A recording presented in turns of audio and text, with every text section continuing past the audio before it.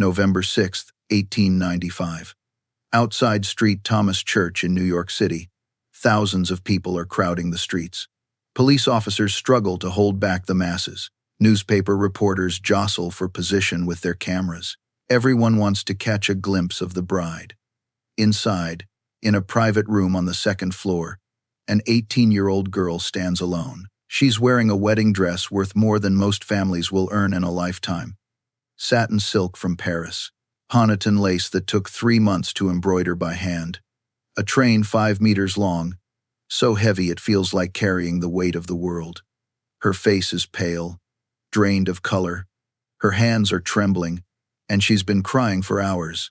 This isn't a fairy tale. This is a transaction. Her name is Consuelo Vanderbilt, and in 20 minutes, she will walk down the aisle to marry a man she does not love, a man she barely knows, a man who doesn't love her either.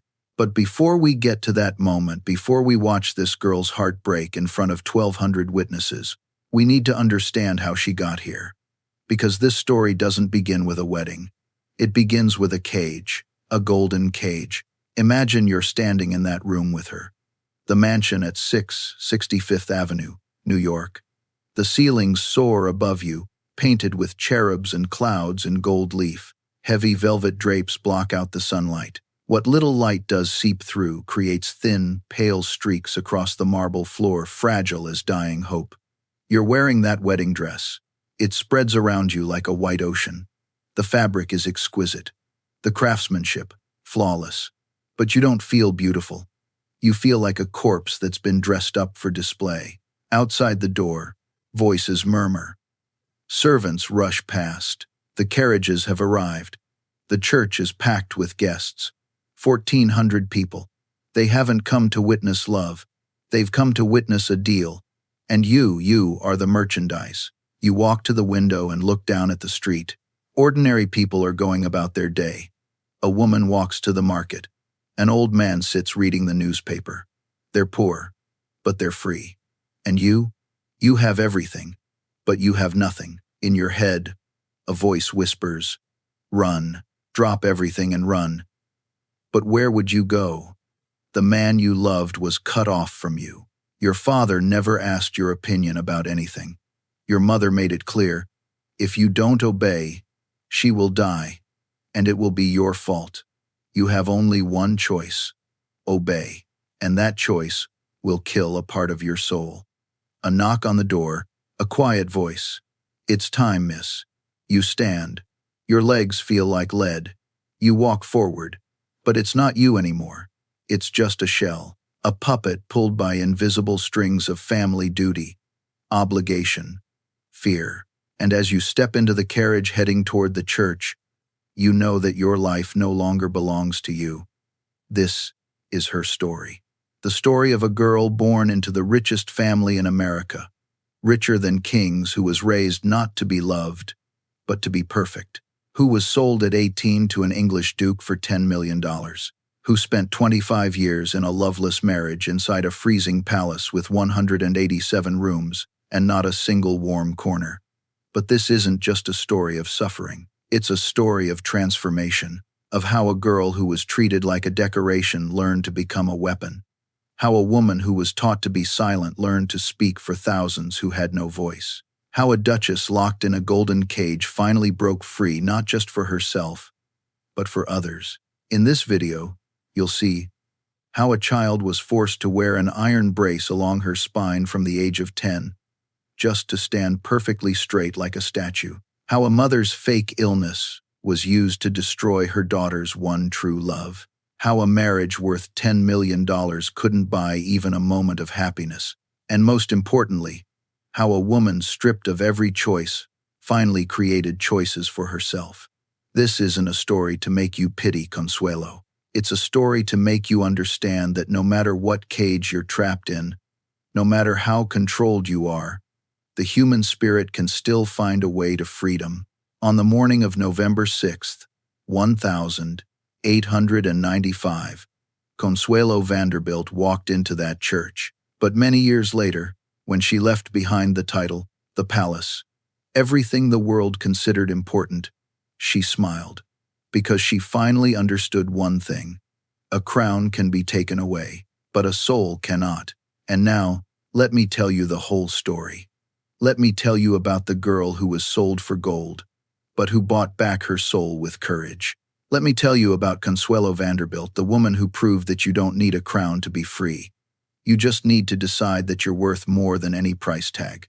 To understand why Consuelo Vanderbilt was crying on her wedding day, we need to rewind 18 years, back to the gilded mansion on Fifth Avenue, back to a place where a child was born not to be loved, but to be perfected, back to a world where gold covered every surface, but there was no air to breathe. March 2nd, 1877. A baby girl is born into the wealthiest family in America. No cheers, no official birth certificate filed. No one records the moment with joy. Decades later, her aunt would have to recall the house number so Consuelo could reclaim her U.S. citizenship after the war. This wasn't a child welcomed into the world. This was a project begun in silence. She wasn't the heir. She was the offering. Her name, Consuelo Vanderbilt. And from day one, her life did not belong to her. The Vanderbilts weren't just rich. They were wealthy beyond imagination.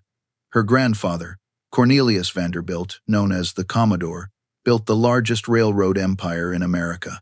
Every train that crossed the country, every ton of steam pushed forward, every passenger who bought a ticket, a portion of that money fell into Vanderbilt pockets. When he died in 1877, just months after Consuelo was born, he left behind a fortune of $100 million. In an era when a laborer earned $2 a week, that wasn't money anymore. That was power. Power to buy anything. Except one thing the Vanderbilts craved most: respect. Because no matter how rich they were, in the New York of that time, they were still just the nouveau riche. People who got wealthy from railroads and steam. Not nobility, not old families with lineage, just people with money. And in New York high society, money wasn't enough. You needed pedigree. You needed history. You needed blue blood, which the Vanderbilts did not have. But they could buy it by marrying their daughters to European nobility. And Consuelo was the product being prepared for that transaction. Consuelo's mother, Alva Erskine Vanderbilt, was a force of nature, born in the South, raised in a family that once had wealth but lost everything after the Civil War. Alva understood one thing clearly: status isn't inherited. It must be seized. And she was determined to conquer New York. In 1875, she married William K. Vanderbilt, grandson of the Commodore. A perfect match on paper. He had money, she had ambition, but money alone wasn't enough. New York high society had one ruler, Mrs. Caroline Astor. Mrs. Astor decided who was invited to her ballroom, and thus, who was considered someone of status. The Vanderbilts were not invited. Alva could not accept that. In 1883, Alva built a mansion at the corner of Fifth Avenue and 52nd Street. Not a house, a statement, designed by Richard Morris Hunt, architect of the new American aristocracy. This mansion was built in the style of a French chateau. Turrets, gargoyles, flying buttresses, all constructed from imported limestone. Inside, a ballroom as large as a concert hall. A dining room modeled after the Field of the Cloth of Gold, where the King of France once met the King of England. A spiral staircase rising through multiple floors, flanked by carved angels and family crests. Every inch was deliberate. Every detail had purpose. To Alva, this wasn't a home. This was a declaration. We have arrived, and you will acknowledge us. Then she threw a party. A party no one could ignore. 1,200 guests. Lavish costumes, everyone dressed as European royalty. Alva herself came as a Venetian princess, dripping in jewels worth a fortune. And most importantly, Mrs. Astor's daughter wanted to attend, but according to social rules, Mrs. Astor had to pay a visit to Alva before her daughter could receive an invitation. Mrs. Astor capitulated. She visited. She bowed, and the doors of New York high society swung open for Alva. Alva had won. For Alva, Conquering New York wasn't enough. She wanted more. She wanted something money couldn't buy in America, a European aristocratic title. And her weapon was her daughter. Consuelo wasn't raised like a child. She was trained like a product that would be exported to Europe in exchange for a crown. From the time Consuelo was small, she knew she was different. Not different in the sense of being specially loved, but different in being unusable and less perfected. The first thing Consuelo remembers about her childhood is the portrait. 5 years old, wearing a red velvet dress, white lace collar, holding a bouquet too large for her tiny hands. The French painter Carolus Duran painted her like a little statue, framed, posed for display. Behind her, a shadowy corner. In front of her, a future she couldn't see yet. The painter called her a real little devil. But that devil would be tamed, polished, pressed, perfected. Consuelo grew up in a world of rules. Rules for how to walk, rules for how to sit, rules for how to smile, rules for how to speak. Her nose was too upturned, her posture too relaxed, her voice too curious. When she asked questions, she was silenced. When she made mistakes, she was corrected, but this time she had to do it with grace. And one day, her mother said something Consuelo would never forget. "I don't require you to think. I will think. You only need to obey." 10 years old. One day, servants led Consuelo into a room. Inside was a man and a metal device, an iron rod that ran along the spine. But that's not what they called it. They called it a posture corrector. "Sit straight," they said. "Don't fidget. Be elegant." Consuelo was made to wear this brace every day, for hours, so her body would learn to stand perfectly straight, so she'd look like a statue. At night, her legs cramped in pain. Servants called it Vanderbilt restlessness, as if even discomfort was something shameful. For a time, Consuelo recalls, her mother hit her with a switch every day, punishment for incorrect posture, for any small thing, or for no reason at all. She was mocked at dinner parties. Her nose was criticized in front of guests. When she expressed an opinion, she was told she had no taste, and worse, no right to have an opinion. But Consuelo had a secret world. Books. While her body was being shaped into a decorative object, her mind was soaring. She read in French, German, English. She loved history and myth. She memorized La Fontaine, Faust, and wrote essays about the Punic Wars. She didn't dream about dresses or invitations. She dreamed of Sparta, of Joan of Arc, of the heroines in Dickens who lived by wit and will. She admired women who resisted, women who led, women who heard voices no one else believed. And at night, she whispered her own voices in the quiet dark, small rebellions in the silence. Her brother Willie, 18 months younger, was her accomplice in joy. They rode horses on the estate. They chased frogs. Once, they pushed their tutor into the water, laughing until they were caught. At home, they were punished. Willie cried. Consuelo did not. That was her education. What others might call cruelty, she was taught to call excellence. But there were rare flashes of warmth. Her nurse, Buoa, gave her something no one else did: tenderness. It was Buoa who took her to visit the gatekeeper's daughter, a girl the same age, crippled, bedridden, who didn't even have a doll to hold. No pearls, no portraits, just existence. "I owe Buoa so much." Consuelo later wrote, "It was from her that I learned the happiness that helping others brings." Even as a child, she was beginning to question what wealth meant and what freedom was worth. Every night, she climbed the grand staircase alone to her room. Gas lamps flickered behind her. Shadows stretched long. Darkness slid past the banisters like hands reaching. And during that long, silent climb, she whispered the only prayer she knew by heart: "Make me brave. Brave enough to reach the top. And someday, maybe, to escape it. Not escape the house. Not escape the family. Escape the fate waiting at the end of the hall." Consuelo was growing up, as much as she was allowed. By 12, Consuelo Vanderbilt was nearly as tall as her mother, though careful not to grow too quickly. Her limbs lengthened elegantly. The lines of her face stretched with promise, but her silence remained. She learned early that growing older wasn't the same as becoming. Growing older could be controlled.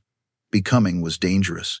And so, beneath chandeliers and surveillance, she transformed not into herself, but into the version Alva demanded. She was no longer being raised. She was being engineered. Her mother said it with pride.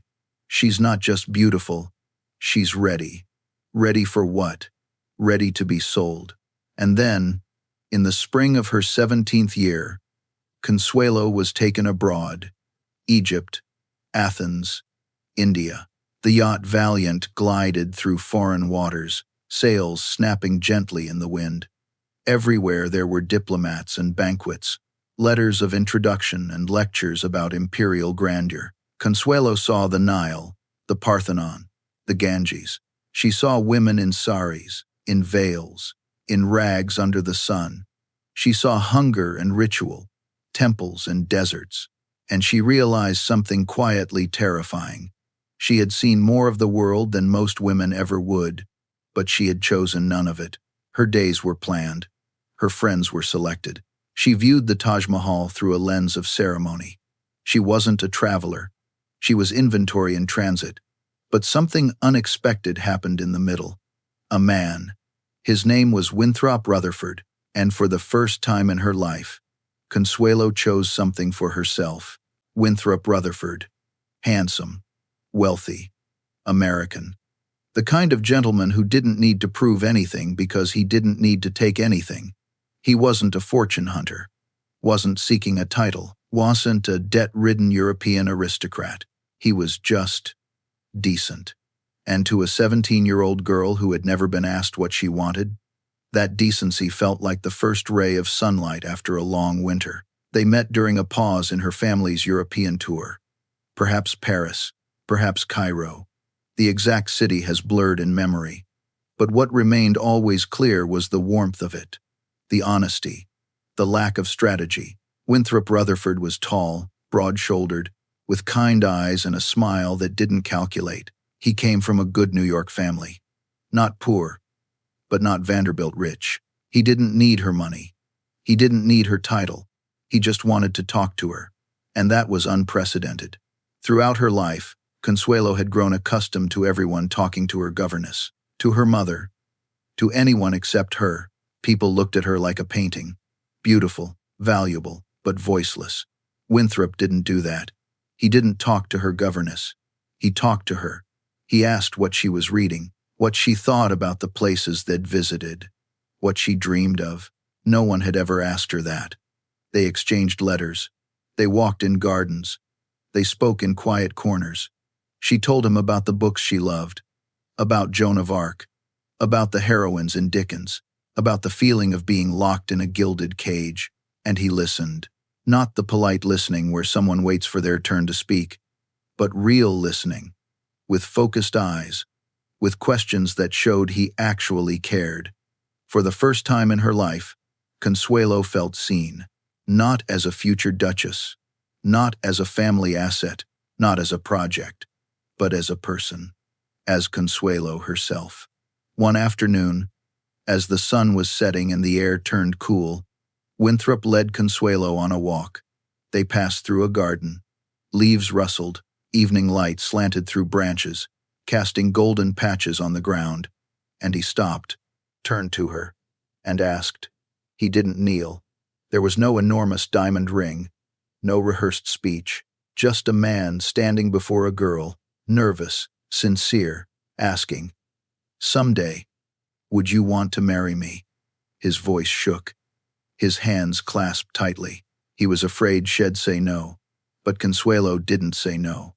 For the first time in her life, she had a choice, and she chose. Yes, one simple word, one syllable, but it was the first real word she'd ever spoken. Not because her mother wanted it, not because society expected it, not out of duty or ambition, but because she wanted to. They would keep it secret for a little while, wait for the right moment. Then they would announce it, There would be a small, simple wedding. No power plays. No elaborate ceremonies. Just love. And if the families objected, if her mother refused, well, elope, Winthrop said, his voice steady. Are you ready? Consuelo looked at him. This man was willing to abandon reputation, status, society's approval for her. No one had ever done that for her. Yes, she said again.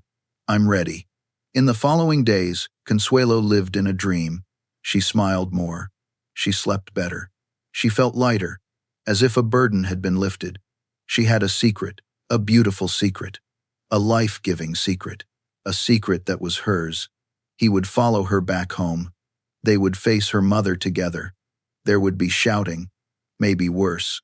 But after the storm, there would be peace. This was her first real act of will. But Alva already knew. How Alva found out, no one knows for certain. Maybe a servant told. Maybe a letter was intercepted. Maybe it was just the instinct of a mother who watched her daughter like a hawk watches prey. But she knew, and she acted. First, the letters stopped arriving. Consuelo waited. Every day, she asked the servants if there was mail. Every day, the answer was no. 1 week passed. 2 weeks. A month. Nothing from Winthrop. She tried to write to him, but her letters were never sent. Or if they were sent, they were never delivered. Friends stopped visiting. People who had invited her to their homes suddenly became unavailable. Her governess refused to speak about him. A servant was dismissed. No one said why. Her social schedule was altered. Her father, distant as always, said nothing, but her mother had drawn her battle lines. One afternoon, Alva summoned Consuelo to her room. She sat at her writing desk, back straight, hands folded, face like cold stone. You will not marry that man, she said. Not a question, not a discussion, just a statement of fact. Consuelo tried to argue.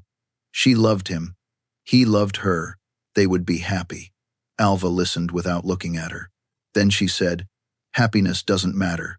Duty matters. Family honor matters. And you are about to destroy both. Consuelo tried to plead, tried to reason. And Alva collapsed. Not naturally. Theatrically. One hand to her forehead. One hand pressed to her chest. Breathing shallow. Eyes rolling. Face turning pale. Doctor, she whispered. Call the doctor. Servants rushed in. Consuelo stood there, frozen, terrified. A doctor was summoned. He examined her. Grave expression. Cardiac arrhythmia, he said. She must rest completely. No stress. No agitation. Alva was carried to bed. The room was darkened, curtains drawn. And there she stayed, day after day, refusing to eat, refusing to speak, her voice growing weaker and more pitiful by the hour. Consuelo visited every day. Each time, Alva said the same things. You will kill me. You will bring shame to this family. After everything I've done for you, this is how you repay me. No shouting, no hitting, just whispered, wounded words. And Consuelo, 17 years old, believed it. She believed she was killing her mother. She believed her love was selfish, despicable, a betrayal. She believed she was the villain. This wasn't violence. No one struck Consuelo. No one locked her in a room. This was subtler, more dangerous, harder to fight. This was guilt. Alva didn't need to force Consuelo. She only needed to make her feel that any choice other than obedience was murder. That loving Winthrop meant killing her mother. That her happiness was cruelty. That her freedom was betrayal. And this 17-year-old girl, no matter how intelligent, no matter how many books she'd read, had no tools to fight that. Because how do you fight someone who says they love you while they're destroying you? Meanwhile, Winthrop Rutherford, for all his strength, could not get near her. His letters were blocked. His name was blackened in society. Other men in the Vanderbilt circle were told he was a fortune hunter, that he was unworthy, that he was dangerous. No one believed him, and he couldn't reach Consuelo to tell her the truth. After weeks, Consuelo couldn't bear it anymore. She couldn't eat, couldn't sleep, Couldn't think of anything except her mother's weak voice and the accusation in her own head. One afternoon, when the lamps were lit softly and her mother's room smelled of lavender and crisis, Consuelo surrendered. "Tell him I can't," she said. Hollow. "Tell him I'm sorry. Tell him I just can't." No tears. She had no tears left. Just emptiness. Resignation. The death of hope. Consuelo never saw Winthrop again. No goodbye. No explanation. No closure. Just absence. A void where love used to be. Years later, she would hear that he married someone else. A woman his family approved of. A marriage without drama. Without scandal. But right now, at 17 with her heart in pieces, she didn't know that. She only knew that she had lost him. She had lost her first real choice. She had lost herself. A strange thing happened after Consuelo agreed. Alva began to recover. Not slowly. Almost immediately. She sat up in bed. She ate. She spoke with a stronger voice. Within days, she was out of bed. Within a week, she was back at the dining table. No one mentioned this sudden recovery. No one questioned the miraculous timing. Because everyone knew, but no one dared speak it. Alva had never been sick. She had simply won. And once Alva had won, she wasted no time. There was another man. A man who had been chosen long ago. A man with a title, with a palace, with blue blood. A man who didn't love Consuelo. A man who didn't care what books she read or what dreams she had. A man who only needed her money. His name was Charles Spencer Churchill, the 9th Duke of Marlborough. His nickname was Sonny, but he wasn't Sonny at all. And the deal of the century was signed, not with the bride's consent, but with her silence. When Consuelo's heart shattered, another door opened. Not the door of love, but the door of commerce. A man had been selected. A contract had been drafted. A price had been agreed upon. All that was missing was the bride's signature. But in this transaction, the bride's signature wasn't necessary. Only her presence was required. Consuelo first met Charles Spencer Churchill at an afternoon tea in London. He entered the room like a ghost, thin, pale, silent. His nickname was Sonny, short for Sunderland, a subsidiary family title. But there was nothing sunny about him. He was tall, but not robust. Narrow shoulders, hands white as wax, with long, cold fingers, blonde hair, slicked back carefully, a mustache trimmed in the aristocratic English style, pale blue eyes, expressionless, like two cold stones looking at the world without truly seeing anyone. When he spoke, his voice was soft, polite, and utterly empty. He didn't smile. He didn't joke. He simply existed, like a statue designed to stand in a palace, not to live. Sonny wasn't cruel. He didn't beat people, didn't yell, didn't even appear angry. He simply had no emotion, had been raised in a system where emotions were weakness, where love was unnecessary, where people were merely pieces in an ancient aristocratic machine. He didn't look at Consuelo as a woman. He looked at her as a solution to his financial problems. Blenheim Palace, a name that sounds like poetry. But the reality was a burden. 187 rooms, hundreds of windows, thousands of square meters needing repair, built between 1705 and 1722, by order of Queen Anne, as a gift to John Churchill, the first Duke of Marlborough after his victory over the French at the Battle of Blenheim in 1704, a palace to honor a hero. But the heroes were dead, and the palace still stood, heavy with the past. The roof leaked, walls cracked, weeds grew through the courtyard stones. Staff weren't paid in full. Some had quit. Those who remained stayed out of loyalty, not salary. Priceless paintings were being sold off, one by one. Antique furniture went to auction. Sonny inherited Blenheim at just 21 years old. Along with it came a mountain of debt as high as the palace towers. He needed money. Lots of it. Immediately. But how does an English duke get money when he can't work without losing his honor? He marries rich. And the best market for that wasn't in England. It was in America. In the late 19th century, a strange phenomenon was occurring. Poor English aristocrats were marrying wealthy American heiresses, not for love, but for commerce. The press called these girls dollar princesses, princesses bought with dollars. They were exported from America to Europe like high-end merchandise. The formula was simple. American money plus English title equals. Both sides benefit. Except the bride. Consuelo wasn't the first. There was Jenny Jerome, daughter of an American millionaire who married Lord Randolph Churchill and became the mother of Winston Churchill. There was Consuelo Iznaga, also from America, who became the Duchess of Manchester. There were dozens of others. Each brought with them an enormous dowry.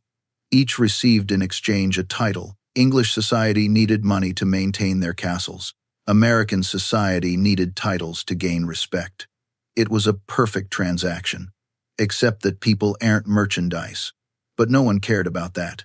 American newspapers wrote about these weddings with excitement. A fairy tale come true. American girl becomes a duchess. But the British press was different. They called these girls American export goods. They published articles with headlines like, "How many dollars for a duke's title?" They listed dowry amounts like a price catalog. No one pretended this was love. This was business. And Consuelo Vanderbilt was the most expensive product ever offered for sale. The dowry, $10 million. In an era when a middle-class family lived on $500 a year, that number wasn't money. It was an empire, equivalent to about $300 million today. The deal, $2.5 million paid immediately upon marriage, $100,000 per year from New York Central Railroad stock, the entire amount managed by a trust, ensuring Sonny couldn't spend it all in one night. Benefits for Sonny: save Blenheim Palace from collapse, pay off debts, maintain aristocratic lifestyle, keep social status. Benefits for Alva: daughter becomes a duchess, peak social status. Proof that the Vanderbilt family wasn't just rich, they had aristocratic class. Benefits for Consuelo: none. A New York newspaper published a detailed article about Consuelo like this: age, 18, height, 5 feet 9 inches tall, elegant, chin, pointed, showing determination, nose, slightly hooked, a Vanderbilt trait, eyes, gray-blue, expressive, waist, 20 inches, perfect by fashion standards, marital value, $10 million. She was described like livestock at a fair, not as a woman with thoughts, feelings, dreams, but as merchandise that needed to be appraised. Another newspaper wrote, "Miss Vanderbilt is America's best export product this year. We hope England will be satisfied with the merchandise." Consuelo read these lines. She didn't cry. She didn't get angry. She just felt empty, as if her soul had left her body and only a shell remained, carefully packaged for delivery. Sonny came to New York to officially meet the Vanderbilt family. The meeting took place in the grand drawing room. Alva, William K. Vanderbilt, lawyers, and Sonny. Consuelo was also present, but she wasn't asked for her opinion. They discussed the dowry, the stocks, inheritance rights, that the firstborn son would inherit the title. They talked about Consuelo as if she weren't there. Is she in good health? Yes, the doctors have confirmed. Can she bear children? Of course. Has she been trained in managing an aristocratic household? She's been educated by the finest tutors. Sonny nodded. Silent, cold. Finally, he turned to Consuelo for the first time during the meeting. "Do you have any questions, Miss Vanderbilt?" Consuelo looked at him. Those pale blue eyes held nothing. No interest, no curiosity, just polite obligation. She wanted to ask, "Do you love me?" But she knew the answer. So she only said, "No, I have no questions." "Good," Sonny said, and turned back to the conversation with the lawyers. The deal was complete. Papers were signed. The wedding date was set, November 6th, 1895. Consuelo Vanderbilt had just been sold for $10 million. That night, Consuelo lay in bed in her vast bedroom. High ceilings, crystal chandeliers glittering, silk bedding soft as clouds. Everything was perfect. Except her soul was dead. She didn't cry. Shed cried too much for Winthrop. Now there were no tears left. She just lay there, staring at the ceiling, thinking, "Is this my life? Or am I just a puppet?" There was no answer, only silence, and the sound of a clock ticking, counting down to the day she would no longer be Consuelo Vanderbilt, but would become the Duchess of Marlborough. A title, a role, merchandise delivered. And then that day came, November 6th, 1895. Outside Street Thomas Church in New York, thousands crowded the streets. Inside, an 18-year-old girl wore the most expensive wedding dress in history. But she wasn't smiling. She wasn't happy. She was just trying to breathe, trying to stand, trying not to run. Because now, the transaction needed to be completed. And to complete it, she needed to say 2 words, "I do." 2 words that would end her last freedom. 2 words that would transform her from person to property. 2 words she would have to live with the consequences of for the rest of her life. The church bells began to ring. The musicians began to play. And Consuelo Vanderbilt, with a face wet with tears, walked down the longest aisle of her life. November 6th, 1895. The morning of a wedding for the century. Outside, brilliant sunshine, clear blue skies, perfect weather. Inside, a girl slowly dying. Not the death of the body, but the death of will, the death of hope, the death of freedom.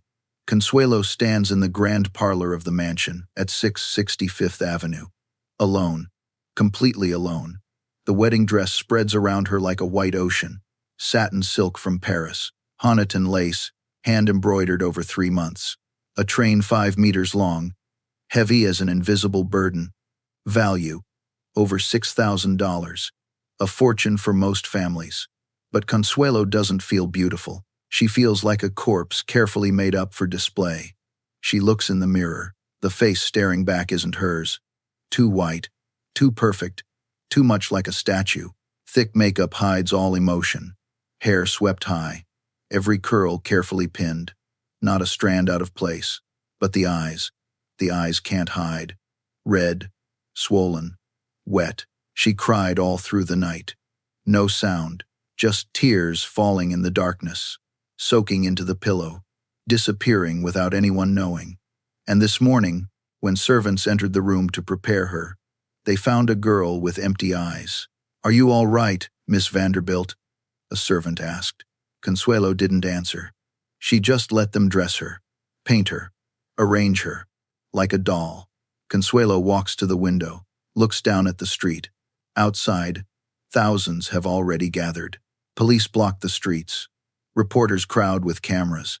Ordinary people stand waiting to catch a glimpse of the bride. They don't know. They think this is a fairy tale. They don't know that behind the white veil, a girl is dying. Consuelo thinks, if I jumped out the window, no, too high. And even if she escaped, where would she go? If I ran down the stairs, through the back door, no. Servants are watching. Her mother is downstairs. There's no escape. If I screamed, refused to go, no, mother would collapse. Everyone would know. The scandal would destroy the family. Every thought of escape leads to a wall. There's no way out, only forward, to the church, to the altar, to Sonny, to the death of freedom. The door opens. Alva enters. She doesn't ask if Consuelo is all right. She doesn't hug her daughter. She doesn't offer comfort. She just looks Consuelo up and down, like someone inspecting merchandise before delivery. "The dress is beautiful," she says. "Stand straighter, chin up, and don't cry anymore. You're ruining your makeup." Consuelo says nothing. Alva steps closer, her voice softer but still cold. "You know what to do. Walk in, smile, say I do. It's that simple. After that, everything will be over, and you'll be a duchess. You'll have everything a woman could dream of." Consuelo looks at her mother. For the first time, she wants to ask, "Do you love me?" Or am I just a project? But she doesn't ask, because she knows the answer would hurt more than the silence. Alva turns away. The carriage is here. It's time. Consuelo stands alone for one more minute. In absolute silence, she asks herself, will anyone remember me? The girl I used to be, before I became a duchess? There's no answer, only the sound of the clock ticking, and a voice calling from below. Miss Vanderbilt. The carriage is waiting. Consuelo takes a deep breath, not to calm herself, but to prepare for death. She walks out of the room, each step heavy as walking to the scaffold. Street, Thomas Church, on Fifth Avenue, has never looked more magnificent. 1,200 guests, the wealthiest and most powerful names in America. The Astors, Rockefellers, Morgans, Whitneys, white lilies, roses, chrysanthemums overflow every corner, the sweet fragrance so heavy it's almost suffocating. An orchestra of 60 musicians plays Wagner. The organ echoes through the vaulted ceiling. Crystal chandeliers reflect candlelight, creating sparkling rays like stars. Everything is perfect, except the bride. Consuelo sits in the carriage beside her father, William K. Vanderbilt, the man who gave her life but never gave her love. He sits there, back straight, dressed in a perfect suit, looking out the window, silent. He doesn't ask if his daughter is all right. He doesn't offer words of encouragement. He just sits there like someone completing an obligation.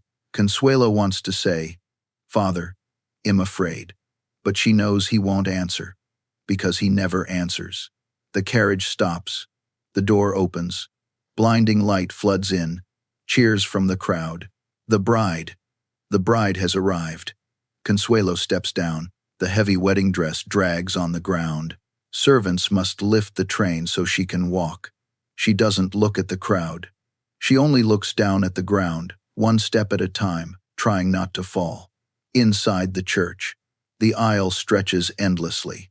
On both sides, 1,200 pairs of eyes watch her. They whisper, they smile, they admire. She's so beautiful. The dress is magnificent.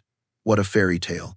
But no one looks at her face, because her face is hidden behind a long veil, a veil hiding the truth.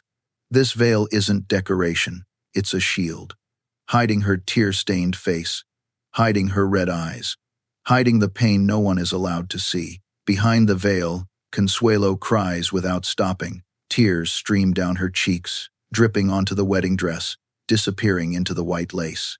No one knows. Everyone just sees a beautiful bride walking toward happiness. But the truth is she's walking toward death. One small detail, but enough to say everything. Consuelo's bridal bouquet didn't arrive in time. She has to walk into the church with no flowers in her hands. Empty hands, clenched tight, trembling. No one to hold on to, nothing to grasp, just emptiness. Her father takes her arm. But this isn't an affectionate gesture. It's obligation. He leads her forward, not saying a word, like leading a sacrificial animal to the altar. Consuelo looks up. At the end of the aisle, Sonny stands there, thin, pale, cold. He doesn't smile. He just stands there, waiting, like waiting for a transaction to be completed. And Consuelo, with each heavy step, moves closer, closer, closer, until she stands beside him. The man she must call her husband, the man she doesn't love, the man she will have to live with for the rest of her life. The priest begins the ceremony. His voice echoes through the church. "Dearly beloved, we are gathered here today." Consuelo doesn't listen. She only hears her heart beating, hard, fast, like it's trying to escape from her body. The priest turns to Sonny. "Do you, Charles Richard John Spencer Churchill, take this woman to be your lawfully wedded wife?" "I do," Sonny says, voice flat, no emotion. The priest turns to Consuelo. "Do you, Consuelo Vanderbilt, take this man to be your lawfully wedded husband?" Silence. 1 second. 2 seconds. 3 seconds. The entire church holds its breath. Consuelo wants to say no, wants to turn and run, wants to scream, "I don't want this. Don't make me do this." But she can't. because behind her, she feels her mother's eyes watching, because she knows if she refuses, the scandal will destroy the family, because she's been taught her entire life that duty matters more than happiness. So, with a trembling voice, she says, "I do." 2 words, 2 simple words, but those 2 words have just ended her old life. The priest says, "You may now kiss the bride." Sonny lifts the veil. For the first time, everyone sees Consuelo's face, white as a ghost, wet with tears, empty, but no one notices, because they're applauding, cheering, congratulating, long life, happiness forever. Sonny leans down. His lips touch hers, cold, brief, no emotion, like a stamp on a contract. The deal is complete. Consuelo Vanderbilt no longer exists. Now she is the Duchess of Marlborough. A title, a role, merchandise delivered. The next day, every newspaper reported on the wedding. Wedding of the century. American princess becomes English duchess. A perfect love story. They described the dress, the flowers, the guests, the music. They talked about the bride's beauty, the groom's elegance, the wedding's extravagance. But no one wrote about the tears. No one wrote about the empty face. No one wrote about a girl who had been sold. Because in high society, those things didn't matter. What mattered was appearance, honor, status, and happiness. Happiness was a luxury women weren't allowed to have. Many years later, in her memoirs, Consuelo wrote, "I didn't marry a man. I married a dynasty. And in that wedding, I wasn't the bride. I was the sacrifice. And when the wedding ended, the honeymoon began." No, it wasn't a honeymoon. It was the journey to a new prison, a prison larger, colder, lonelier than anything Consuelo had ever known. Blenheim Palace, 187 rooms, 2,000 acres of land, and not a single warm corner. This is where Consuelo would learn that there are things worse than being sold. It's having to live with the consequences of it. Every day, every night, until she forgot what freedom felt like. But in that frozen palace, something began to change. Not immediately, not easily, but slowly, silently, deeply. Consuelo was dying. But from that death, another woman would be born. A woman stronger, more dangerous, more free. A woman no longer just decoration, but a weapon. The steamship docked at Southampton. Carriages waited. The journey from the port to Woodstock, Oxfordshire, took hours. Consuelo sat in silence, looking out the window. The English countryside rolled past. Green meadows, sheep, small villages with stone churches. Beautiful, peaceful, foreign. Sonny sat across from her, reading the newspaper, not speaking. This was their honeymoon. But no one called it a honeymoon. And then, through a line of ancient oak trees, she saw it. Blenheim Palace. Not the castle from fairy tales, but a fortress, a tomb, a prison made of stone. Blenheim Palace wasn't just big, it was enormous to the point of being inhuman.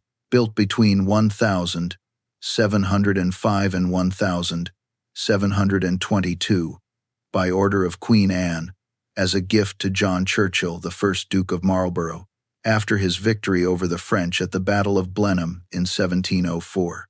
A palace to honor heroes. But the heroes were dead, and the palace still stood, heavy with the past.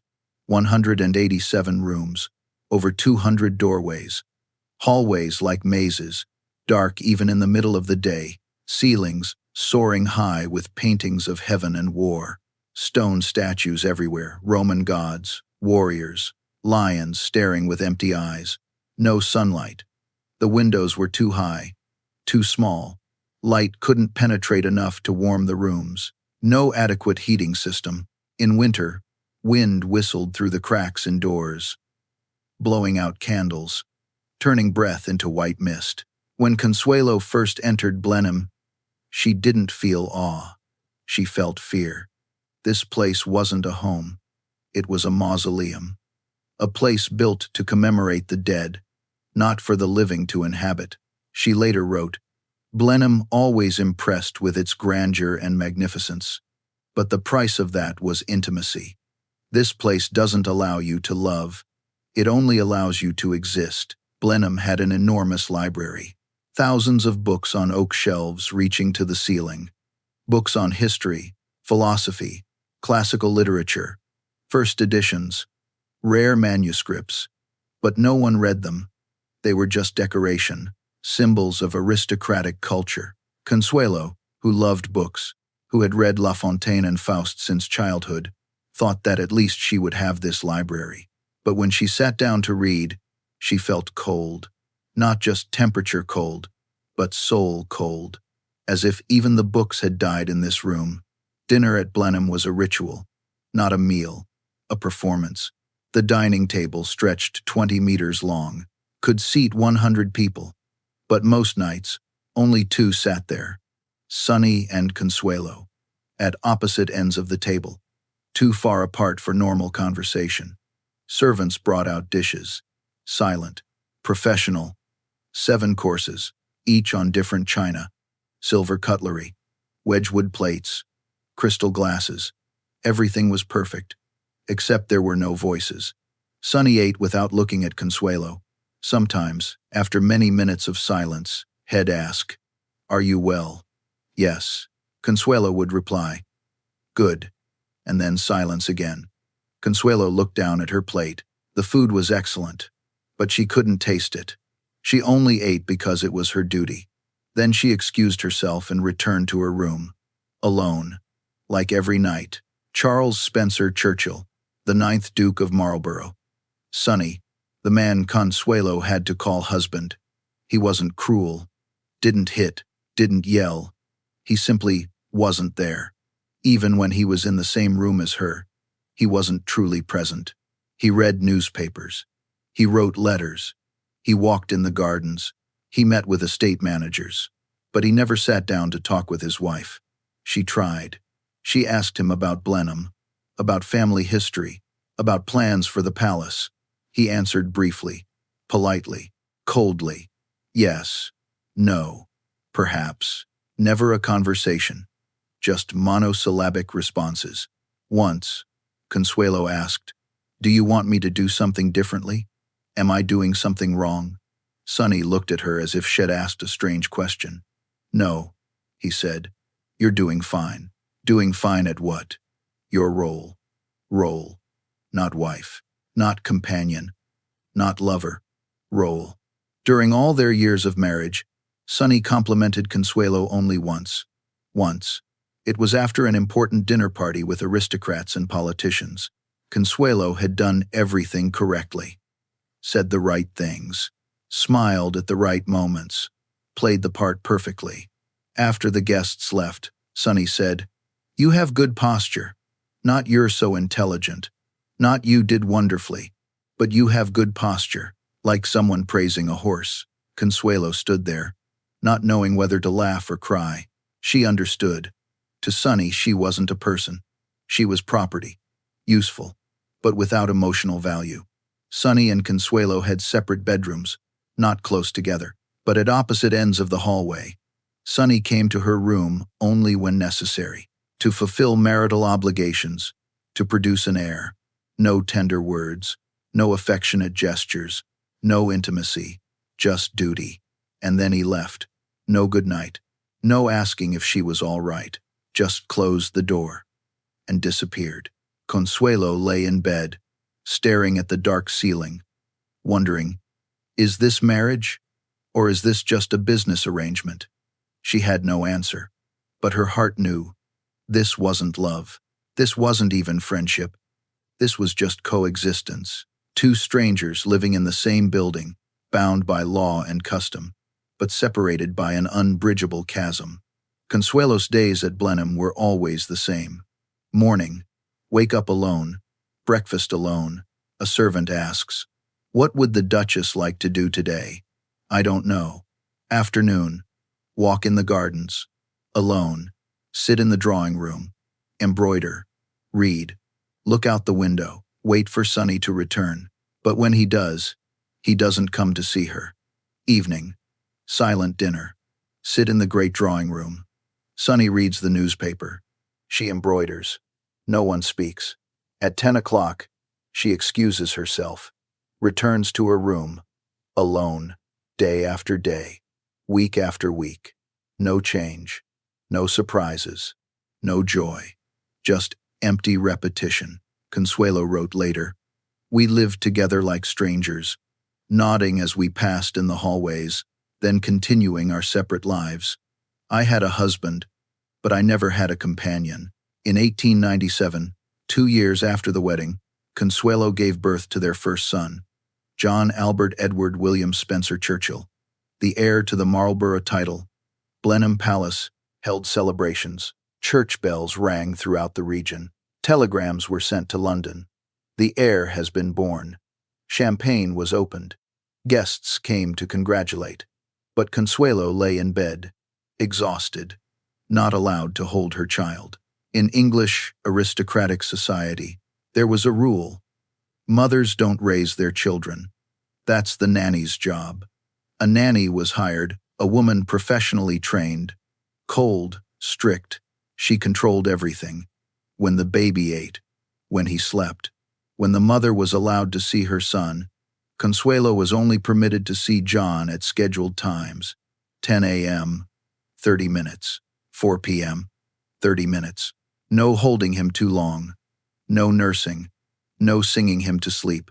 The Duchess shouldn't do those things, the nanny said. That's servant's work. Consuelo sat in the nursery, watching her son in the nanny's arms, and felt like a stranger. I gave birth to him, but he's not mine. One night, when John cried, Consuelo ran to the nursery. The nanny blocked her. The Duchess shouldn't come here at night. It will spoil the child. But my son is crying. Your son, but not your responsibility. Consuelo stood outside the door, listening to her child cry, and could do nothing. She had lost the right to be a mother. Even in this, she was just decoration. In 1898, Consuelo gave birth to their second son, Ivor Charles Spencer Churchill. No bells rang, no telegrams, no celebrations, because Ivor wasn't the heir. He was just the spare. In aristocratic logic, if John died, Ivor would inherit. If not, he was simply unimportant. But to Consuelo, Ivor was special. Because no one cared about him, she was allowed to love him more. The nanny didn't guard him as strictly. Sonny didn't care. Society didn't pay attention. So Consuelo snuck into the nursery at night. She held Ivor, sang lullabies, told stories. You are mine, she whispered. Not the palaces, not the titles, mine. With John, she was the Duchess. With Ivor, she was a mother. And that difference was more painful than anything. After Ivor's birth, Sonny and Consuelo barely saw each other. He lived in the West Wing. She lived in the East Wing. They met at dinner, at social events, at obligatory occasions, but never because they wanted to. In 1906, 11 years after the wedding, they formally separated. No arguments, no scandal. They simply stopped pretending. Sonny had a mistress, Gladys Deacon. Consuelo had her own life, charity work. And Blenheim, that enormous palace, became the symbol of a dead marriage. 187 rooms. But not one room had love. But in that frozen palace, something began to awaken in Consuelo. Not love for her husband, that had died long ago, but something else, something more powerful. Consciousness. The consciousness that if she couldn't be a happy wife, she wouldn't waste her life just existing. If she couldn't have love, she would have purpose. If she couldn't be human in this palace, she would be human outside of it. She began to leave Blenheim, not to escape, but to search for meaning, to search for herself. And what she found would change not just her life, but the lives of thousands of others. The year 1902. Consuelo had lived at Blenheim for 7 years. 7 years in cold, 7 years in silence, 7 years in emptiness. But one morning, she woke with a simple thought.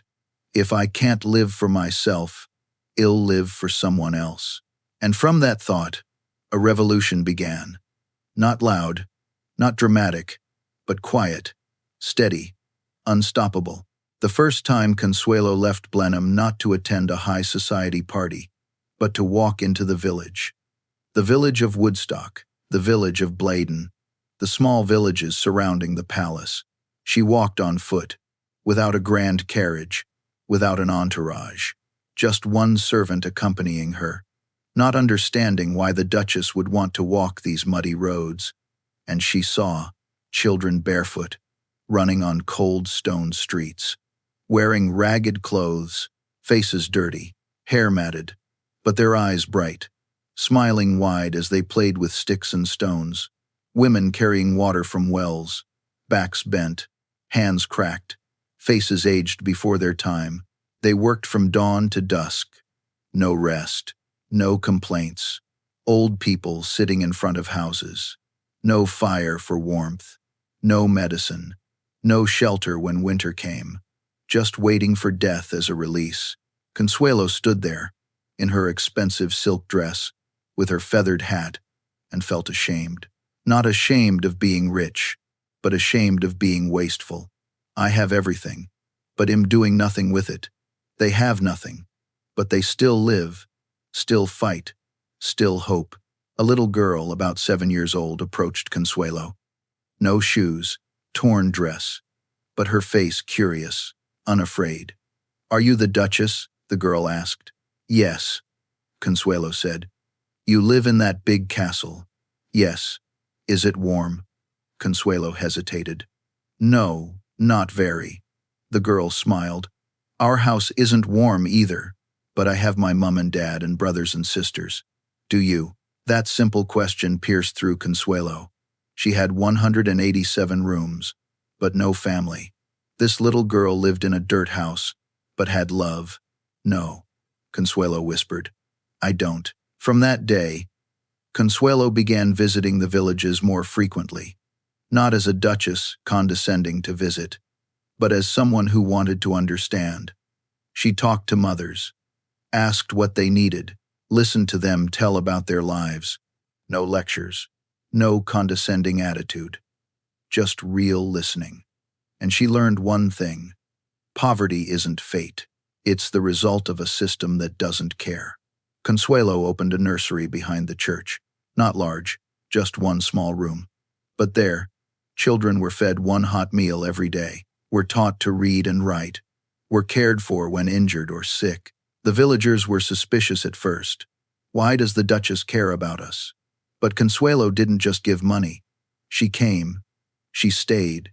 She held the children. She listened to mothers cry. She wasn't just a benefactor. She was present. An old mother said, "Other rich people send money, but you come and sit with us. You make us feel like people, not objects of pity." That's when Consuelo realized she didn't need Sonny's love to have meaning. She could create her own meaning. In 1906, after 11 years of marriage, Sonny and Consuelo formally separated. No dramatic fights, no objects thrown, no tears, just a short, cold, businesslike conversation. "I think we should live separately," Sonny said. "I agree," Consuelo replied. "You'll keep custody of the children." "Thank you. I won't make this public." "Neither will I." And that was it. No. Why did we fail? No. Can we save this? Because both knew there was never anything to save. This marriage had been dead from day one.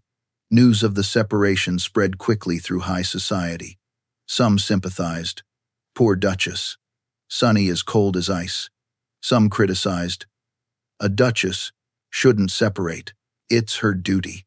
The British royal family refused to receive Consuelo at certain events. Separated women were considered unsuitable, but something strange happened.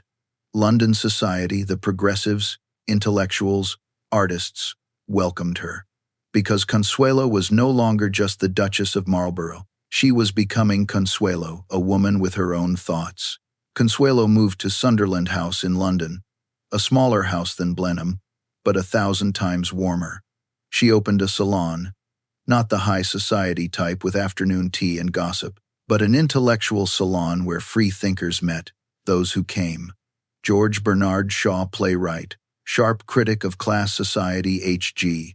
Wells, novelist of futures and social reform W.B. Yeats, Irish poet, supporter of independence Beatrice and Sidney Webb, founders of Fabian socialism. They didn't talk about fashion or scandal. They talked about poverty, women's rights, education, social justice. For the first time in her life, Consuelo was included in conversation as someone with intelligence, not as decoration, not as a title, but as Consuelo. Shaw said to her, "You're not like other duchesses. You actually think." Consuelo laughed, "Perhaps because I never wanted to be a duchess in the first place." In her salon, she requested, "Don't call me Your Grace or Duchess. Just call me Consuelo." Simple, but meaningful, because for the first time since her wedding day, she was called by her real name. Not a title, not a role, but a person. Consuelo's first and most important charity work was the Ensley Street Shelter, not a luxury hotel, but a refuge for poor women, especially workers, wives, and abused women. Consuelo didn't just donate money. She came to work. She sat beside sick women's beds. She held crying children who were hungry. She listened to painful stories society didn't want to hear. Husbands drunk and beating wives. Landlords exploiting tenants. Children dying because there was no medicine. An old woman said, "Other rich people read us moral lectures, but you always make us cry." "Why?" Consuelo asked. "Because you don't talk to us like we're sinners. You talk to us like we're people." In 1906, Consuelo was invited to join the National Birth Rate Commission, an extremely controversial topic. The commission consisted entirely of men, doctors, clergymen, economists, politicians, and one woman, Consuelo. They doubted her. What does a duchess understand about population and economics? But Consuelo didn't speak about theory. She spoke about what she'd seen. "I've met mothers who are 30 but look 60. They've given birth to 10 children. 5 died before age 1. They don't have food to feed them, no medicine to treat them, no hope. And you, gentlemen, sit here debating the morality of birth control. I ask you, what's moral letting children starve? Or helping mothers plan their families?" Silence. A priest stood up, angry. "The Duchess doesn't understand Christian ethics." But another doctor spoke up. "I think the Duchess understands people better than anyone in this room." Consuelo became a public supporter of Marie Stopes, pioneer of women's reproductive rights, an extremely bold position for a duchess. In 1913, Consuelo organized a bold conference, Women's Working Conditions. She invited London high society to Sunderland House, but not for elegant dining, to listen.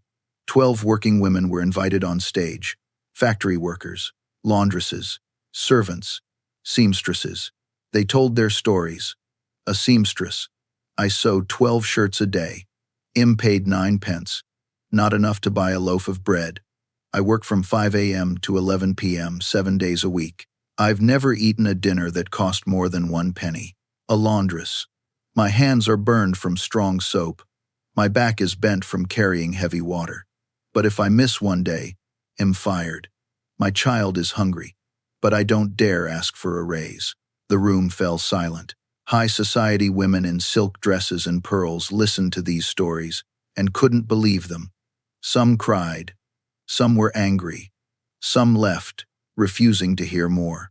But some stayed and changed. After the conference, Consuelo campaigned.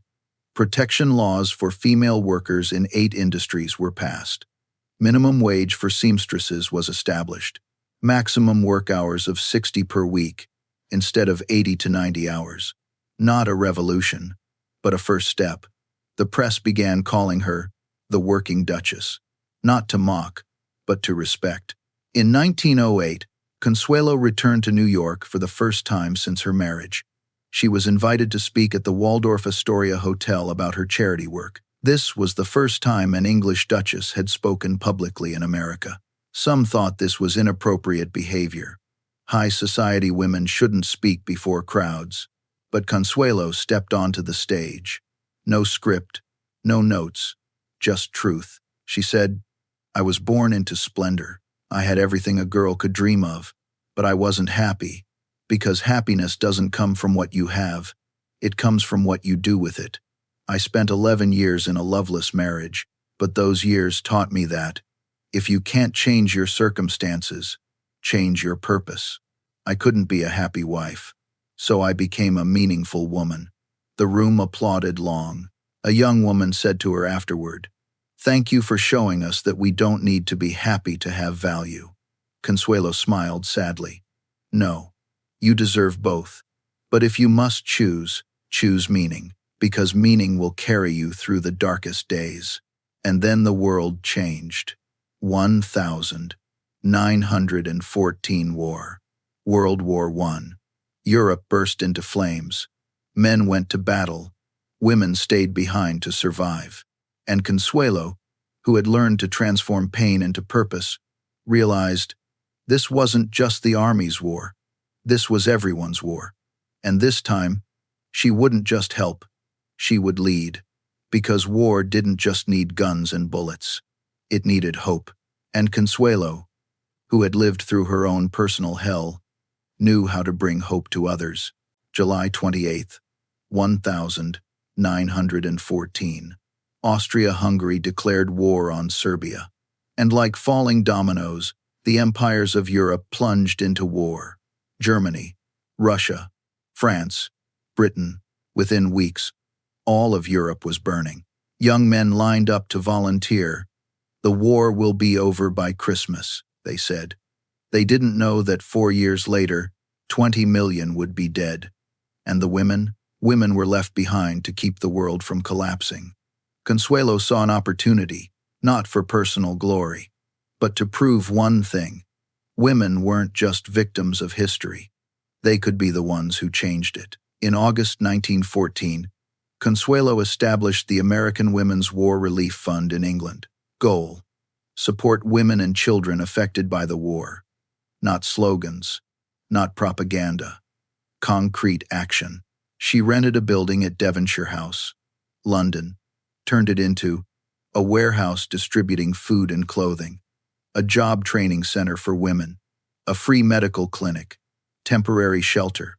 Hundreds of women volunteered, not just high society women, but all classes, workers, teachers, nurses, servants, all working together. For the first time in English history, class was no longer a barrier, because war doesn't discriminate, and neither does the work of saving lives. Consuelo transformed her private home, Sunderland House, into an operations center. No more literary salons, no more elegant tea parties. Now every room had a mission.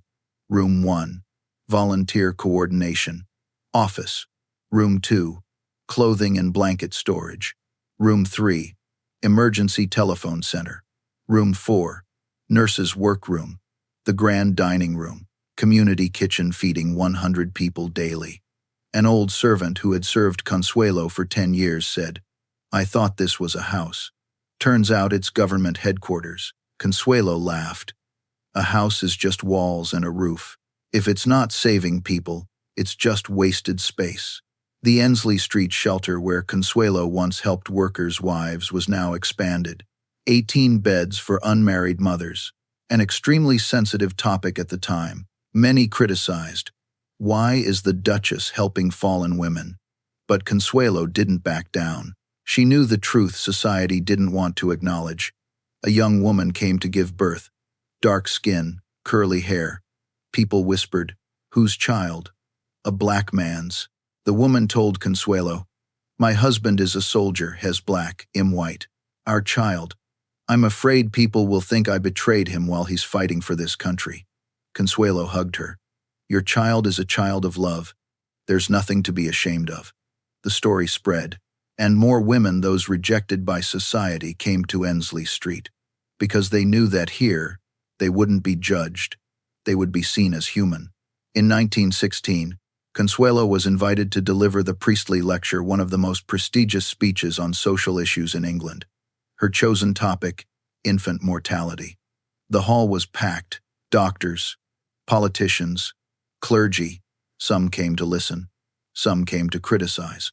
What does a duchess know about medicine? Consuelo stepped onto the stage. No prepared notes. Just truth. She began. 1 in 8 children born in England dies before their first birthday.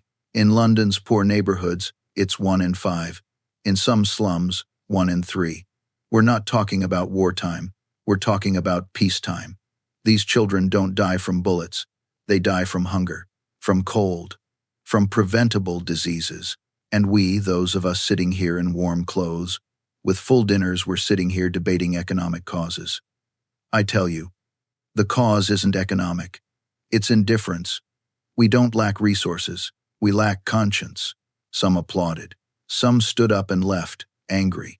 The Times wrote, "The Duchess of Marlborough has said what no one dared to say. She is brave, or reckless, perhaps both." But 6 months later, the National Health Fund increased its budget for infant care by 40%. Words have power, when they're truth. In 1917, Consuelo launched a bold campaign. The Jewel Fund, give a piece of jewelry, save a baby. The idea: wealthy women donate jewelry, necklaces, rings, earrings to be sold at auction.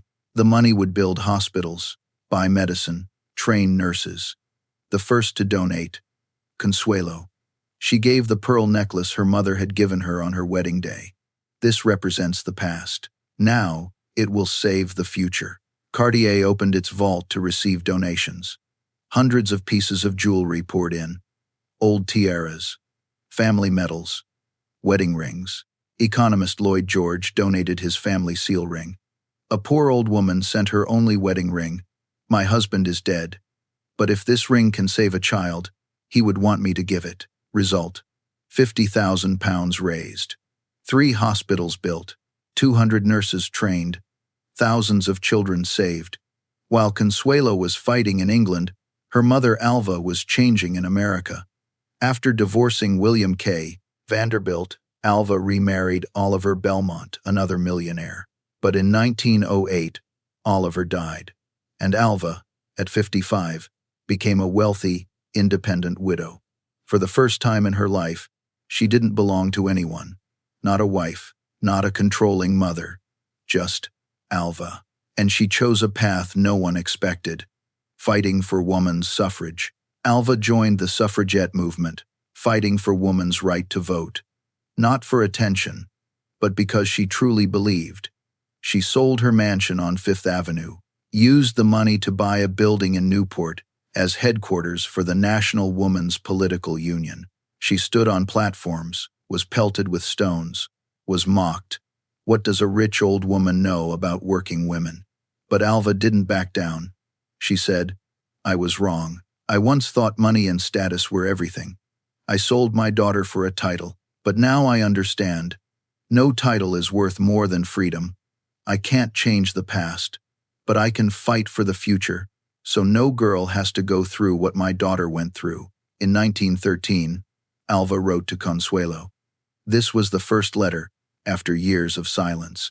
"Consuelo, I've been following your work, what you're doing in England. You're becoming what I never had the courage to be. I once thought strength came from control, but you've shown me that real strength comes from letting go. I won't apologize with words, because words are cheap. But I apologize with action. I'll spend the rest of my life fighting for what you're fighting for. I admire you." Mother Consuelo read the letter. Tears fell. Not tears of pain, but tears of relief, because finally, after so many years, her mother saw her, not as a project, but as a person. In 1913, Alva and Consuelo both attended the International Women's Suffrage Alliance Conference in Budapest. For the first time in 18 years, they stood together in public, not as mother and daughter divided, but as allies. They met Emmeline Pankhurst, leader of the suffragette movement in England.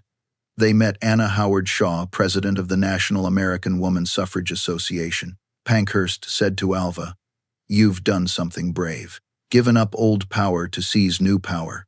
Alva smiled. "I didn't give up power. I just learned how to use it correctly." One evening in Budapest, after the conference, Alva and Consuelo sat in a hotel room. Just the two of them. No guests. No reporters. Just mother and daughter. Silence stretched long.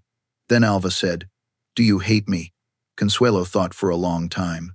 "No, I used to, but not anymore." "Why?" "Because hate exhausts me, and I need strength for my work." Alva nodded. "I was wrong. I thought I was doing the best for you, but I destroyed you." "Yes, can you forgive me?" Consuelo looked at her mother. The woman who once controlled everything in her life. Now old, tired, and finally, honest. "I don't know if I can forgive completely," Consuelo said. "But I can work with you, and perhaps, through that work, we'll find something like reconciliation," Alva cried. The first time Consuelo had seen her mother cry. Not fake tears, but real ones. "Thank you," Alva whispered. From 1913 to 1920, Alva and Consuelo worked together, not as mother and daughter, but as allies. They campaigned for women's suffrage laws. They organized protests. They raised money for women's organizations. In 1920, the 19th Amendment to the U.S. Constitution was passed. Women gained the right to vote. Alva and Consuelo stood in the celebrating crowd. They didn't hug, but they stood beside each other, silent but understanding. Because finally, both had learned, freedom isn't given. It must be seized. And sometimes, those who once took your freedom can also become fighters for it. The year 1920. The war ended. Europe lay in ruins. Millions dead. An entire generation gone. But one thing had changed. Women had proven they didn't need men to build the world.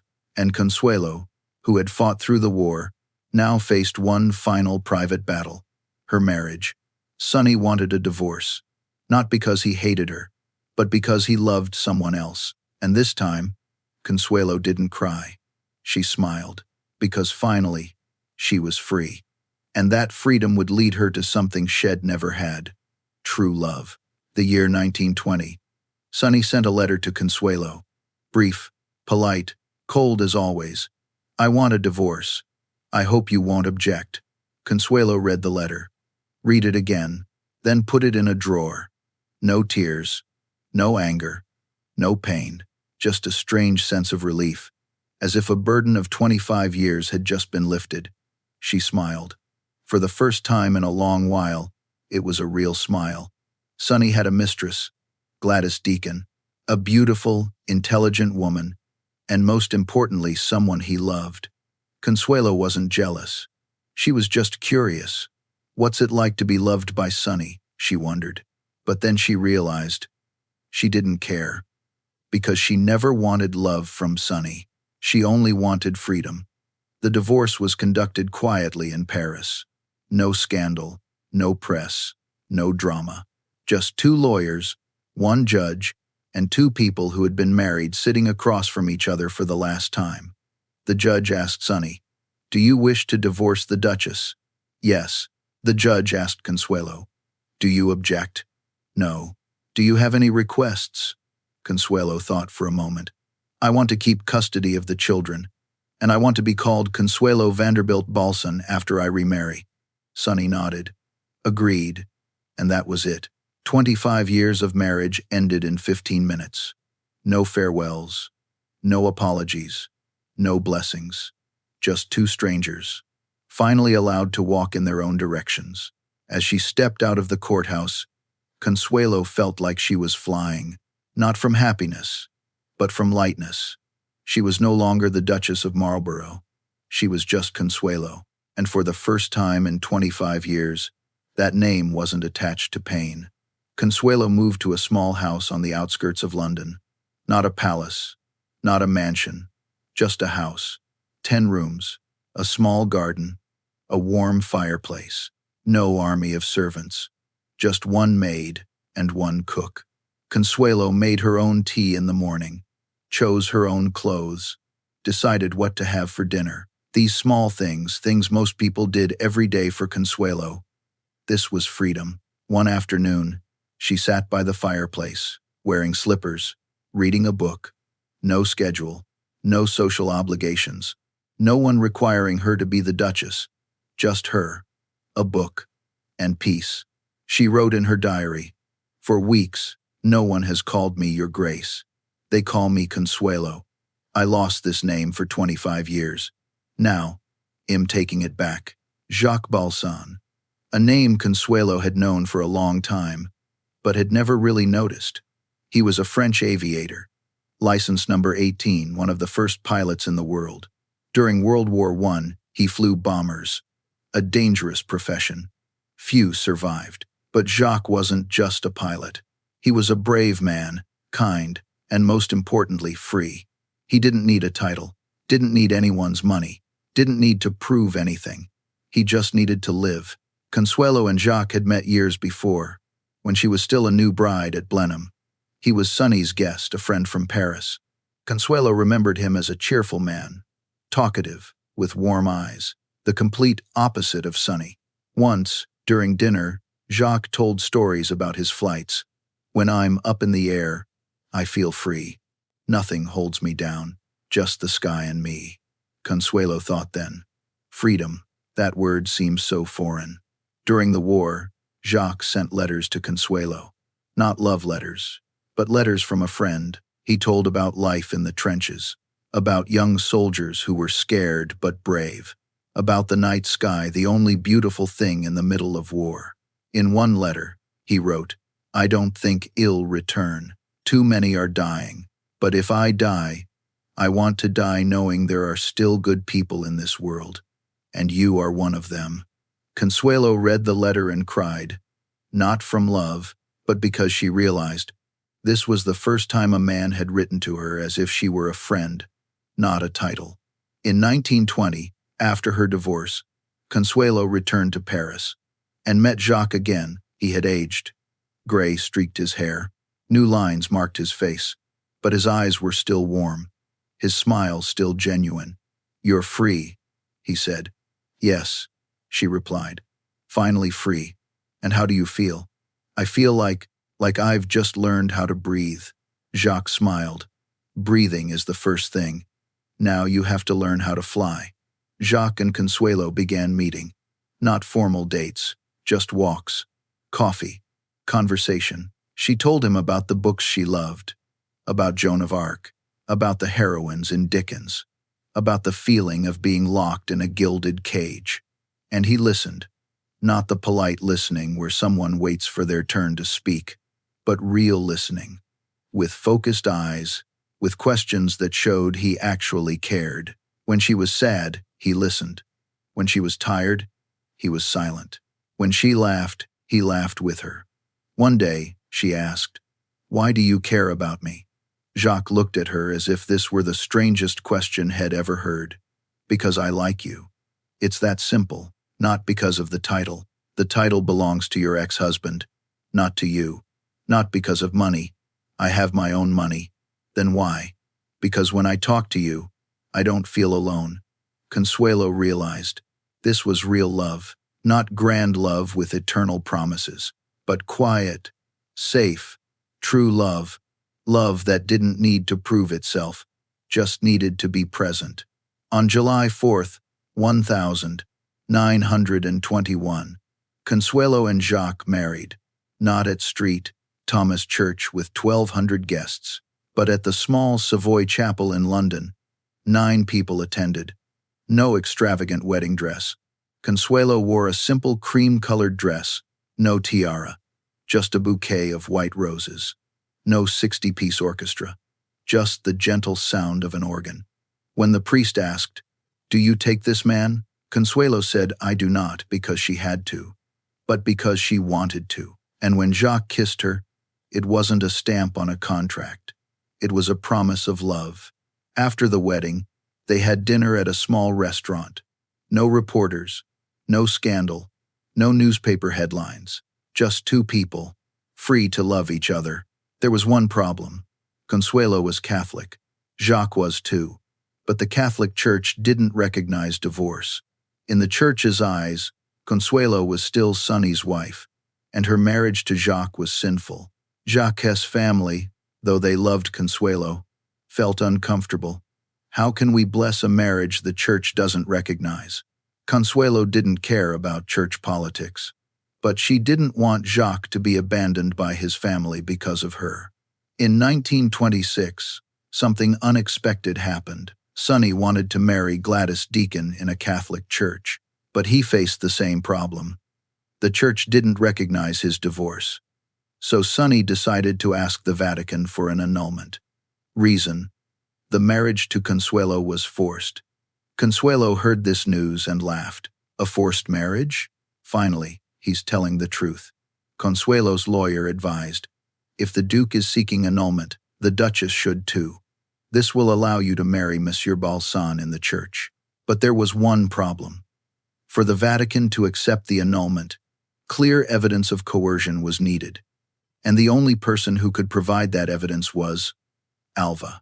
In 1926, Alva, now 73 years old, was asked to testify before the Vatican. She had to publicly admit that she had forced her daughter to marry. This wasn't an easy decision. It meant admitting guilt to the world. It meant her reputation would be destroyed. It meant history would remember her as a cruel mother. But Alva agreed. In her testimony, she said, I forced my daughter to marry the Duke of Marlborough. I used fake illness to manipulate her. I cut off her contact with the man she loved. I threatened her that if she didn't obey, she would kill me. My daughter didn't want to marry, but I forced her to. This is my sin, not hers. The testimony was sent to the Vatican. The press published it. Scandal erupted. But Alva had no regrets, because this was her real apology, not with empty words, but with painful truth. At the end of 1926, the Vatican declared, the marriage between Consuelo Vanderbilt and Charles Spencer Churchill was annulled. It had never been valid, because it was based on coercion, not consent. The result? Consuelo was free to marry Jacques in the church. Jacques' family fully accepted her. Sonny was free to marry Gladys. Everyone got what they wanted. But the price was truth. And sometimes, truth is the greatest gift. And so, at 49, Consuelo Vanderbilt finally received what she'd been denied. True love, a chosen marriage, a life of her own. She moved to Paris with Jacques, not as the Duchess of Marlborough, but as Consuelo Balsan, a free woman. And in Paris, under blue skies and gentle light, she lived the happiest years of her life. Not because there was no more suffering, but because suffering had taught her how to treasure joy. And when she looked back on her life, she realized she had no regrets. Because without those dark years, she wouldn't know how precious light could be. Paris, the 1920 seconds, a city reborn after the war. Artists, writers, dreamers from everywhere flocked in. Hemingway wrote in cafes. Picasso painted in his studio. Josephine Baker danced in nightclubs. And in the midst of all that vitality, there was a 50-year-old woman living in a modest house near the Champ de Mars. No crown, no palace, just love. And finally, peace. Consuelo and Jacques lived in a 3-story house overlooking the Seine. Not a mansion, just a house. Windows opened onto a small square with linden trees. In the morning, church bells. In the afternoon, the sound of children playing. In the evening, golden light from the bakery windows. Simple furnishings, antiques from flea markets. Old but comfortable armchairs. An oak table with scratches. A Renoir painting in the living room. A gift from an artist friend. In 1946, Consuelo sold it to donate money for French children after World War II. No army of servants, just one cook and one maid. Consuelo watered the garden flowers herself, cleared the table after dinner herself, chose her own clothes each morning. "This is real luxury," she said. "Not gold, but the freedom to choose." Consuelo's day in Paris. Morning, 7 a.m. Wake up. Jacques had been up since 6, reading the newspaper. Breakfast together. Coffee, toast, jam, conversation. Not because they had to, but because they wanted to. Midday. Consuelo read books, wrote letters, met friends. Edith Wharton, the American novelist, often visited. They talked about literature, about art, about life. No social rituals, just tea and conversation. Afternoon. Walks along the Seine. Consuelo and Jacques walked slowly, hand in hand. No need to say much, just being together. Evening. Dinner at home, or at a small bistro on the corner. Sitting by the fireplace, Jacques read. Consuelo embroidered or wrote in her diary. At 10, bed, in the same bedroom. Simple, ordinary. But for Consuelo, this was happiness. Building a hospital. 1926. But Consuelo didn't just live for herself. In 1926, she built a hospital in Paris. Not a large hospital for high society, but a hospital for the middle class. The poor have charity hospitals. The rich have private hospitals. But the middle class? They're too proud to ask for charity, and too poor for private hospitals. They die because they have no place for treatment. The Consuelo Hospital, 360 beds, nurse training school, free gynecology clinic, infant care program. To raise funds, organized Grand Prix parties, invited Paris, high society, charity balls, tickets 100 francs, lotteries, prizes from Cartier and Hermès. The hospital opened in 1928, served thousands of patients each year, still operating to this day. In January 1933, Alva Vanderbilt Belmont passed away at 80, old, blind, but still strong until the end. Consuelo flew to America to attend the funeral. Simple, not lavish. According to Alva's will, Consuelo stood by the coffin. She didn't cry, because the pain had come years before when she was still a girl forced to marry. Now only release remained. She whispered, "Mother taught me strength. She didn't teach me love, but through suffering, I learned both. I don't hate you. I'm just sad for what you never had. The freedom to be weak." In her will, Alva left a letter for Consuelo. "My daughter, when you read this, it'll be gone. I won't apologize with words anymore. I did that while alive. But I want you to know, my greatest pride isn't the title I bought you. It's the woman you became despite it. You're stronger than me, kinder than me, freer than me. That's the real legacy." Mother Consuelo folded the letter. This time, she cried, not from loss, but from final reconciliation. Jacques passes away 1956. In 1956, Jacques Balsan died at 80, peacefully, in his sleep, holding Consuelo's hand. No large funeral. Jacques didn't want that. Just a small ceremony at the local church. 30 people attended, close friends, family. The press barely covered it. Jacques Balsan, aviator and businessman, has died. No mention that he was the husband of the former Duchess of Marlborough, because Jacques never wanted to be known for that. Consuelo stood by the grave. 79 years old, white hair, back still straight. She didn't cry loudly, just silent tears falling. "You gave me 35 years of happiness," she whispered. "Not many people get that. I have no regrets, only gratitude." See, Memoirs and Legacy. In 1953, at 76, Consuelo published her memoirs, The Glitter and the Gold, not to create scandal, not for revenge, but to reflect. In the book, she wrote about a controlled childhood, stolen love, an unhappy marriage, the journey to finding herself. But she wrote without bitterness, with understanding instead. My mother wasn't a monster. She was just a product of her time. Sonny wasn't cruel. He just didn't know how to love. And me? am not a victim. I'm a survivor.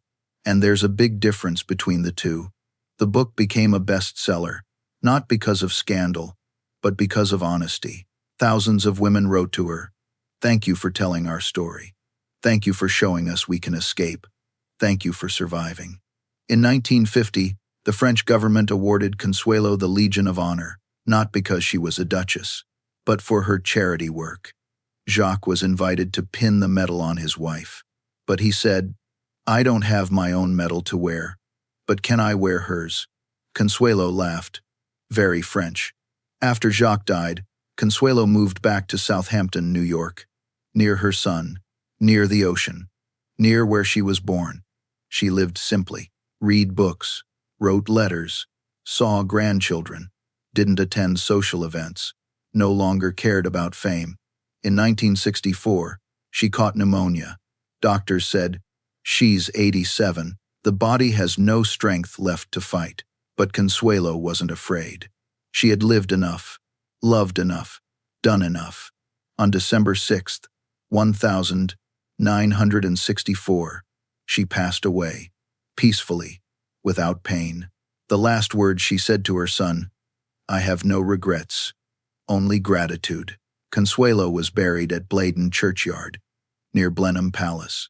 Not in the Marlborough crypt, reserved for dukes, but in the public cemetery, under the trees, a simple gravestone, Consuelo Vanderbilt Balson, 1877 to 1964, Duchess of Marlborough, wife of Jacques Balson, mother of John and Ivor. No grand title, no gold, just her real name. And the roles she chose: wife, mother, person. She lay next to her son John, who died in 1972, not under cold stone vaults, but under open sky, free, finally free. Today, if you visit Blenheim Palace, you'll see the portrait, painted by John Singer Sargent in 1905. Consuelo in a black silk dress, perfect posture, back straight as an arrow, a pearl necklace wrapped around her neck like chains, her face unreadable, not happy, not sad, just empty. Tourists stand before the painting and say, "She's so beautiful. She's so elegant. She was so lucky." But they don't know. They don't know the woman in that painting was dying, that she was sold like merchandise, that she lived in a gilded hell. But the woman in that painting isn't the woman who died. The woman who died in 1964 wasn't the one in the painting. She was someone who broke out of the golden cage, transformed pain into purpose, saved thousands of people, loved and was loved, chose freedom over fame. She was the one who said, "I don't believe I'm brave. I just waited long enough to become myself." If you remember one thing from this story, remember this: your value doesn't lie in what others give you. Not titles, not money, not fame. Your value lies in what you do with your life. Consuelo was born to be decoration, but she chose to become a weapon. She was born to please others, but she chose to live for herself. She was sold for $10 million, but she bought herself back with courage. And when she died, she was no longer the duchess who was sold. She was Consuelo, the free woman. Maybe you don't live in a castle. Maybe you weren't sold to a duke.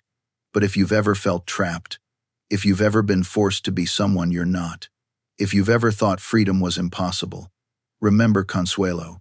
She lived through the worst, and she escaped. Not through luck, but because she decided her soul couldn't be bought or sold. Crowns can be taken away, but souls cannot. And that's Consuelo Vanderbilt's legacy. Not gold, but freedom. Consuelo Vanderbilt Balson, 1877 to 1964. She wasn't born free, but she died free. And that's what matters.